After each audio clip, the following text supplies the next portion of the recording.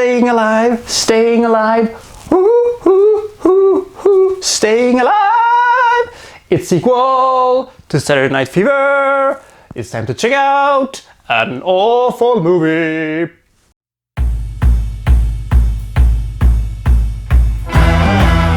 And now we all forget that happened. Awesome.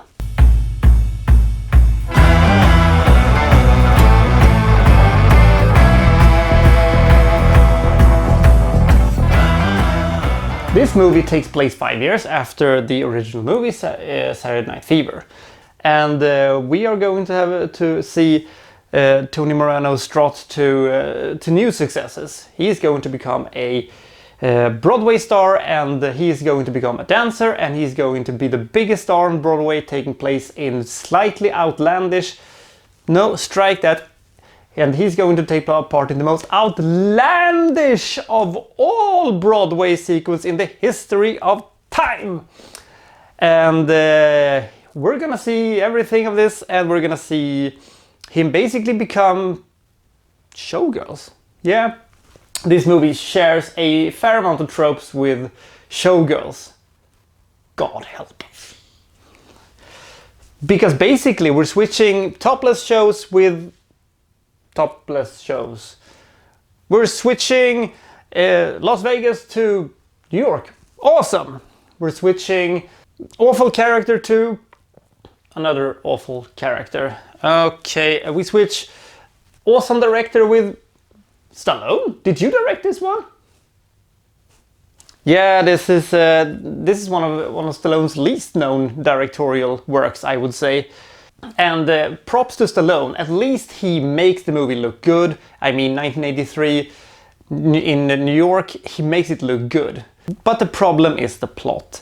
This movie just features a, stack of sequences that doesn't really tie that well into each other. I mean, we have just a bunch of scenes where Tony goes to auditions, taking part in terribly choreographs dance sequences, getting rejected, feeling sad about it, we don't care. He meets some chicks, we don't care. And then the movie just goes on, and then he goes off to strut to ooh, ooh, ooh, ooh, staying alive, and then the movie ends. Hooray! But the path to that is incredibly boring and incredibly uninteresting. And we just wish the movie would end. Hooray! But you can really see that Travolta is putting everything into this one. He oiled up really nice. They must have used a lot of oil for that one.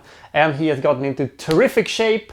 And I guess he really tries, and you can see that he puts everything into this one.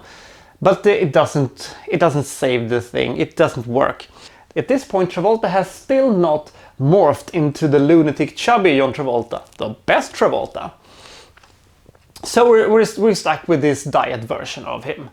But he still has the magnetism, and sure, he's one of the best things about the movie, except he's an asshole. He's of course a better actress than Elizabeth Berkley. Oh dear, I gotta stop talking about that movie. The end sequence is probably the most outlandish and ridiculous sequences that's ever been put on celluloid when it comes to sing and dance numbers. I refuse to believe that they would put up a show like this in Broadway in 1983. I refuse. It could have been done as a comedy act. It could have been done as this sort of sly, conniving comedy act that only 50% of the audience would get. The smart ones. Other ones would say, huh? What am I watching exactly? And that's the movie. This movie doesn't really appeal to me. It's a boring movie. It has very few redeeming qualities. I mean, Bee Gees' music is pretty fantastic, of course, and New York is awesome, but New York isn't an actor in this movie, unfortunately. And I mean, apart from Travolta, there is basically not a single character I remember after seeing this one. Travolta is very lonely in this one as a performer. I mean, it is fascinating to see how batshit crazy this one is, but it isn't enough to salvage this one. This is a big fat no. And the very abrupt ending is sort of, huh? But there you go. Also, fun fact, this movie also features another an upcoming dancing icon, Patrick Swayze. He has a small cameo in this movie. After this, he did one movie until Look Who's Talking in '89, 6 years later. That is a seriously dud on his record. Too bad. I like Travolta, and it's too bad he had to make this awful movie, but it is, for what it is fascinating at least. So take it for what it is.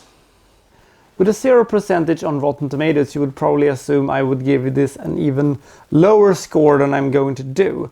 But the fascinating part of the movie weighs it up a little bit, and the outlandishness and of course Travolta is sort of fun to watch. So I'm gonna go and give this one 18 anyway. Well, until next time, this is the Wikstrand. This is the Wikstrand signing out.